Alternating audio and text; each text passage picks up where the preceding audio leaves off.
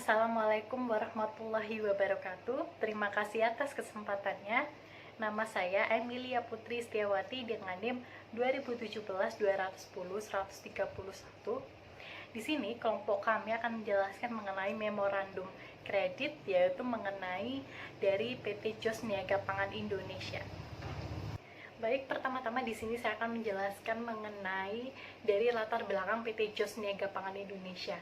PT JOS Niaga Pangan Indonesia ini didirikan oleh Bapak Joko Setiawan. Beliau berumur sekitar 51 tahun dan sampai saat ini beliau masih menekuni bisnis di bidang food and beverage tentunya, yaitu menjual makanan dan juga minuman. Di mana PT JOS Niaga Pangan Indonesia ini berlokasi di Jalan Brigjen Katamso nomor 11, Ruko Santrawaru 12A, Waru Sidoarjo.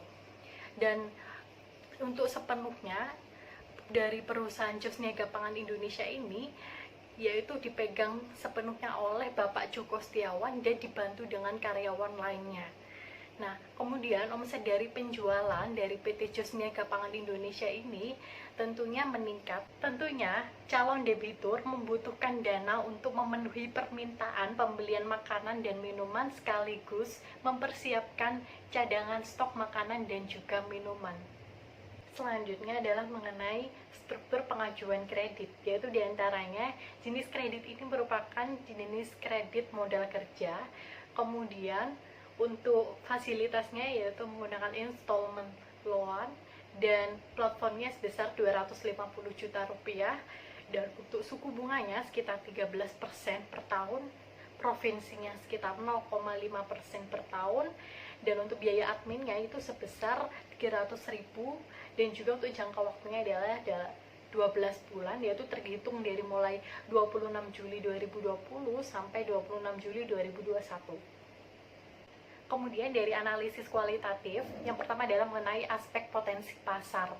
Nah, di mana ketika kita ingin mengelola atau merencanakan suatu bisnis, tentunya langkah pertama adalah kita harus menganalisis terlebih dahulu potensi pasar tersebut seperti apa. Nah, itu berdasarkan dari jasa, produk, minat, dan daya beli konsumen.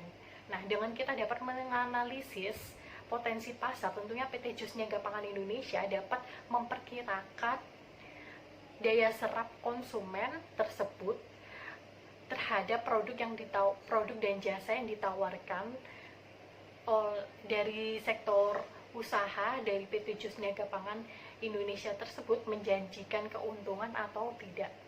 Kemudian yang kedua adalah mengenai kepemilikan dan aspek manajemen.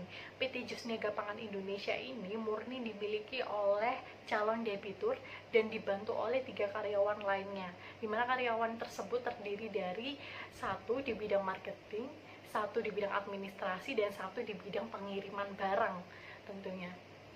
Dan tentunya dalam pengelolaan bisnis dari PT JOS Niaga Pangan Indonesia ini masih menggunakan sistem manajemen yang sederhana, jadi sepenuhnya diawasi oleh Bapak Joko Setiawan yaitu selaku calon debitur.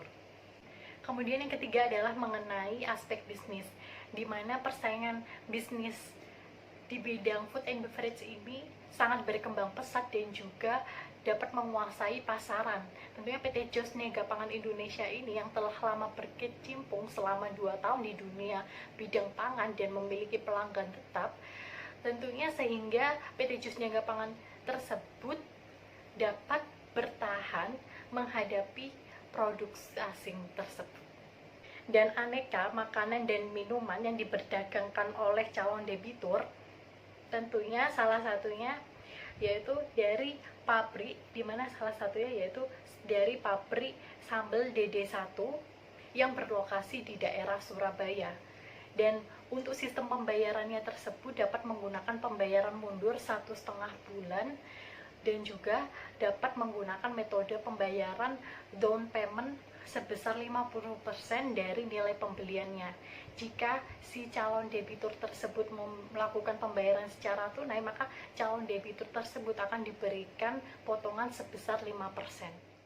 Terima kasih atas kesempatannya. Nama saya Irma Safitri dengan NIM 2017-210-373. Nah, di sini saya akan menjelaskan aspek pemasaran. Yang pertama, segmentasi, dan penargetan. Pelanggan PT Jos Niaga Pangan Indonesia bukan dari perorangan, melainkan usaha kecil dan menengah yang bergerak di bidang pangan. Selain itu, mulai dari minimarket sampai modern market.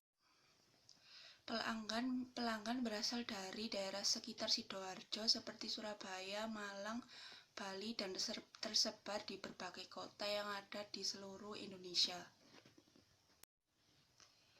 Yang selanjutnya adalah produk. Produk yang diperdagangkan adalah aneka makanan kaleng, aneka sambal, aneka bumbu masakan, dan minuman. Barang dagangan dijual dengan satuan pieces dan dalam bentuk per karton atau per pak. Menurut calon debitur, alasan menjual makanan dan minuman dalam bentuk satuan pieces karena untuk melayani pembelian ecer, sedangkan jika menjual dalam bentuk per karton atau per paknya karena untuk melayani pembelian dalam jumlah banyak atau grosir. Dan hal tersebut tentu saja tidak beresiko dan makanan minuman tersebut akan tetap terlindungi. Yang selanjutnya adalah harga. Untuk produk, harga makanan dan minuman tergantung pada jenis merek pabrik tersebut. Makanan dan minuman yang dijual memiliki kisaran harga mulai dari 4.500 sampai 75.000 per satuannya. Dan yang selanjutnya adalah promosi. Untuk pemasaran produknya dilakukan sendiri dan promosi menggunakan beberapa media sosial seperti WA, Facebook, dan juga website. Selain itu juga dipasarkan melalui marketplace seperti www.ralali.com, Josfood, dan www.tokopedia Jos Niaga Pangan. Namun tidak hanya itu saja, tetapi juga dipasarkan melalui modern market seperti Transmart, Sakina, Reni, dan Papaya. Selain itu juga dipromosikan melalui mulut ke mulut. Dan yang terakhir adalah distribusi. Produk yang dijual oleh calon debitur diperoleh dari salah satu pabrik aneka sambal, yaitu Sambal DDI yang terletak di Surabaya. Sistem pembayarannya dapat menggunakan dengan pembayaran mundur 1,5 bulan dengan syarat membayar down payment atau DP sebesar 50% dari nilai pembelian barang, dan untuk pembayaran tunai calon debitur memperoleh 5%. Distribusi produk ke pelanggan di Pulau Jawa dilakukan dengan menggunakan mobil Suzuki R3 dan mobil box. Distribusi produk ke pelanggan luar Pulau Jawa dilakukan menggunakan ekspedisi. Untuk pemesanan dari para pelanggan biasanya melalui telepon dan email, dan biasanya pemesanan langsung dari marketplace. Yang selanjutnya adalah aspek 7C. Yang pertama, karakter. Watak atau sifat dari calon debitur Bapak Joko Setiawan, baik dalam kehidupan pribadi maupun dalam lingkungan usaha. Calon debitur juga menunjukkan tingkah laku yang baik, di mana beliau membuktikannya dengan tekun dan tidak putus asa dalam menjalankan usahanya. Selain itu, calon debitur dikenal sebagai kepribadian yang baik, jujur, ringan tangan, dan tidak pernah ada masalah dengan tetangga atau pihak lainnya. Di lingkungan kerja pun tidak pernah bermasalah. Pinjaman calon debitur di bank lain juga tidak pernah menunggak dan mampu memenuhi kewajibannya karena sejauh ini usaha ini memiliki omset yang tinggi. Terima kasih atas kesempatannya. Nama saya Khadijah Rena Jarmilta Mariano dengan NIM 2017-210-648. Di sini saya akan melanjutkan presentasi dari rekan saya mengenai 7C dan yang kedua yaitu capacity. Kemampuan calon debitur atau Bapak Joko Setiawan ini dalam mengelola bisnis serta kemampuannya mencari laba mampu meningkatkan omset yang cukup tinggi setiap tahunnya dan mampu menggerakkan usahanya yang bergerak di bidang pangan. PT Jos Niaga Pangan Indonesia ini telah lama berkecimpung di dunia pangan dan memiliki pelanggan yang tetap. Dan calon debitur ini juga memiliki likuiditas modal yang mudah untuk dicairkan dan memiliki nilai yang tinggi. Kemudian saya akan menjelaskan tentang kapital. Dengan adanya kondisi COVID-19 ini, modal yang dimiliki Bapak Joko Setiawan bernilai cukup dan bisa memenuhi kewajibannya. Maka dari itu, Bapak Joko Setiawan sebagai calon debitur mengajukan kredit modal kerja dengan fasilitas installment loan. Dengan fasilitas tersebut, Bapak Joko Setiawan bisa mempersiapkan stok cadangan dengan berbagai aneka ragam jenis. Kemudian saya akan menjelaskan tentang condition of economy. Situasi saat ini yang terjadi saat virus COVID-19 ini menyerang, di mana keadaan tersebut mempengaruhi pemasaran yang dilakukan oleh calon debitur atau Bapak Joko Setiawan ini.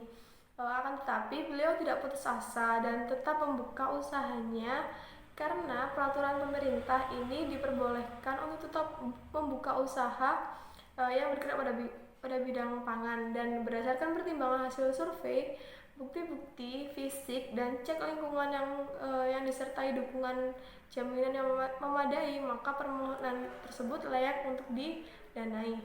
Kemudian saya akan menjelaskan tentang kolateral. Jaminan berupa APHT atas tanah atau bangunan di Jalan Kupang Indah 18 nomor 1 Surabaya SHGB nomor 370 sampai dengan tanggal 7 bulan 5 2020. Luas tanah atau bangunan tersebut sebesar 735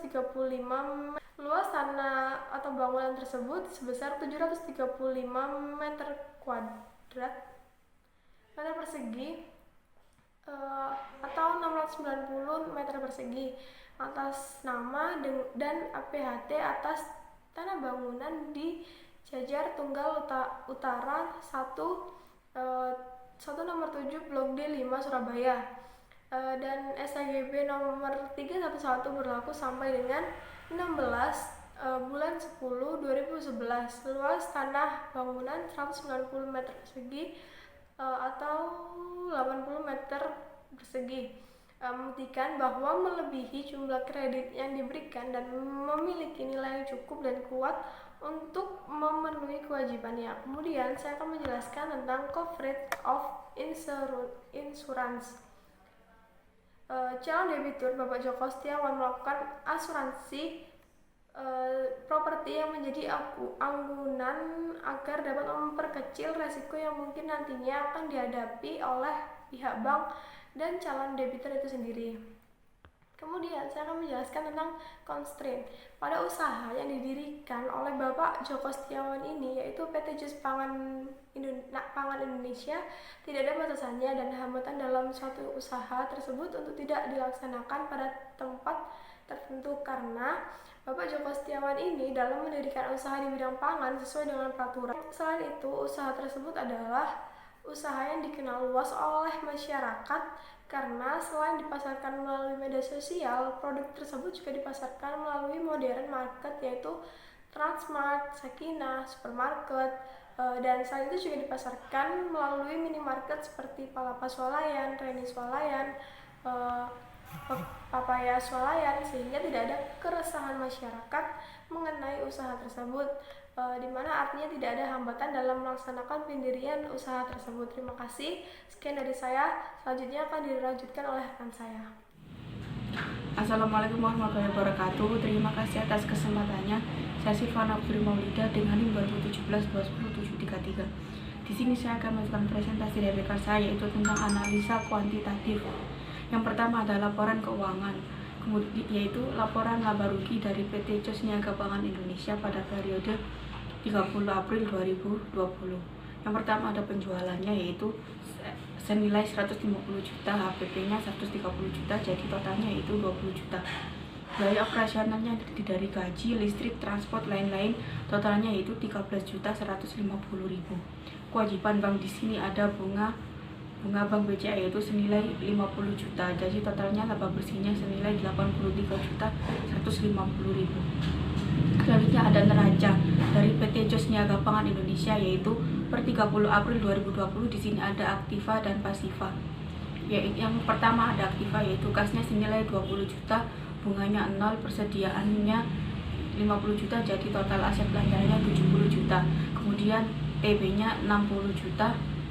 Terus kemudian kendaraannya 263 juta, aset tetapnya 763 juta, jadi total aktifanya 983 juta. Kemudian ada pasifa, hutang banknya 0, hutang dagangnya 22.750. Kemudian modalnya 853.623.000. Laba penjualannya yaitu 156.720.000. Kemudian total pasifa keseluruhannya yaitu 983 juta. Selanjutnya yaitu ada keterangan aset tetap, yaitu TB-nya ada di Jalan Belimbing 2 nomor 51 Pondok Chandra Indah Sidoarjo yang bernilai 383 juta. Yang kedua ada di Jalan Karanglulen yaitu Singosari yang sebesar 267 juta. Jadi totalnya yaitu 650 juta. Di sini juga ada kendaraan yang berupa 1 unit motor CBR 250 RR yang bernilai 63 juta. Yang kedua yaitu analisis rasio keuangan. Rasio keuangan yaitu terdiri dari rasio likuiditas, solvabilitas, dan rasio profitabilitas. Yang pertama saya akan menjelaskan tentang rasio likuiditas. Rasio likuiditas itu terdiri dari current ratio dan quick ratio. Di sini current ratio yaitu 70 juta dibagi 22.750 dikali 100%, yaitu hasilnya yaitu 3,07%. Yang kedua ada quick ratio yaitu 70 juta dikurangi 50 juta dibagi 22.750 dikali 100%, yang hasilnya 0,87%. Yang kedua yang selanjutnya yaitu rasio solvabilitas, yang ada dua yaitu DER dan DAR. Yang DER yaitu 22.750 dibagi 810.250.000 dikali 100% sama dengan 0,02%. Yang kedua yaitu DAR yaitu 22.750 dibagi 983 juta dikali 100%, yaitu hasilnya yaitu 0,02%. Yang terakhir yaitu ada rasio profitabilitas yang terdiri dari ROA, ROE, GPM dan UPM dan NPM. Yang ROA yaitu 83.150.000 dibagi 938 juta dikali 100%, yaitu hasilnya 0,08%. Yang kedua ROE yaitu 83.150.000 dibagi 810.250.000 dikali 100%, yaitu hasilnya 0,10%. Selanjutnya yaitu GPM ada 20 juta dibagi 150 juta dikali 100%, yaitu hasilnya 0,13%. Yang selanjutnya yaitu UPM yaitu 33.150 dibagi 150 juta dikali 100%, yaitu hasilnya 0,22%. Yang terakhir yaitu NPM 83.150 dibagi 150 juta dikali 100%, hasilnya adalah 0,55%. Sekian presentasi dari saya. Selanjutnya akan dijelaskan oleh rekan saya. Terima kasih atas kesempatannya. Perkenalkan, nama saya Alfisar Bagus Radimas dengan NIM 2017-210831. Di sini saya akan melanjutkan presentasi dari rekan saya, yaitu analisis kebutuhan modal kerja. Ya, kebutuhan modal kerja yang pertama WJTO per periode dikali OPE dikali proyeksi penjualan, yaitu 76.097.109 rupiah. Modal kerja yang sudah ada 70 juta. Kebutuhan modal kerja 6.097.109 rupiah. Utang dagang koreksi 0. Lalu kebutuhan kredit modal kerja 6.097.109 rupiah. Kredit modal kerja maksimum yang dapat dibiayai sejumlah 10 juta rupiah. Dari penjelasan di atas dapat disimpulkan bahwa calon debitur masih kekurangan modal kerja sebesar 10 juta rupiah. Ya, selanjutnya saya akan menjelaskan analisa risiko. Analisa risiko dibagi menjadi dua. Yang pertama, aspek kepemilikan. Aspek kepemilikan dari segi kepemilikan tidak ada risiko karena usaha murni dimiliki oleh calon debitur. Yang kedua, aspek bisnis. Dari segi bisnis, usaha perdagangan makanan dan minuman masih cukup menguntungkan karena makanan dan minuman adalah kebutuhan pokok manusia. Kompetitor di bidang ini cukup banyak. Namun dengan pengalaman yang dimiliki oleh calon debitur, usaha PT Jos Niaga Pangan Indonesia ini tetap dapat eksis dan memiliki pelanggan yang loyal. Yang selanjutnya, rekomendasi. Rekomendasi ini ada 4. Yang pertama, nama calon debitur tidak terdaftar hitam Bank Indonesia dan daftar kredit macet Bank Indonesia. Yang kedua, usaha berjalan baik dan menguntungkan. Yang ketiga, jaminan sangat baik dan mengcover seluruh jaminan. Yang keempat, karakter calon debitur sangat baik, terbuka dan kooperatif dalam memberikan informasi. Sekian presentasi dari saya kembalikan ke moderator.